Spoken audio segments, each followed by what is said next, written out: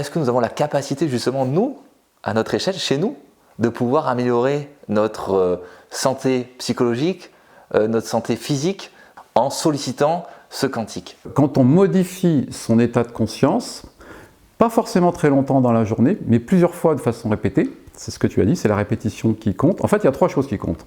Quand on va faire un exercice, c'est l'intention, la répétition et l'émotion qu'on y met.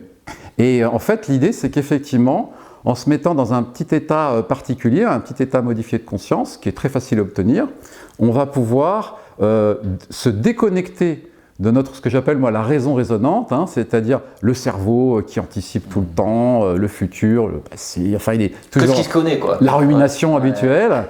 En fait, ça on ne va pas l'arrêter, c'est du bavardage mental, mais on va défocaliser, alors par des techniques de visualisation, de focalisation, soit sur une partie du corps, ce qu'on appelle une conscientisation.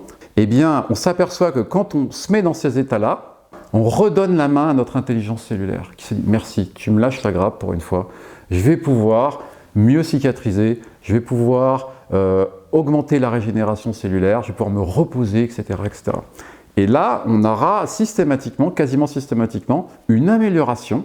Alors ça peut être sur de la douleur, hein, si c'est un problème physique, sur une inflammation, mais ça peut aller aussi sur des émotions qui étaient larvées, qui étaient engrammées dans la matière, puisqu'on peut dire aussi, à ce niveau de la discussion, que très probablement les émotions sont de l'énergie. Et peut-être que la matière, c'est de la lumière cristallisée. Hein, oui. Et alors je trouve ça extrêmement poétique.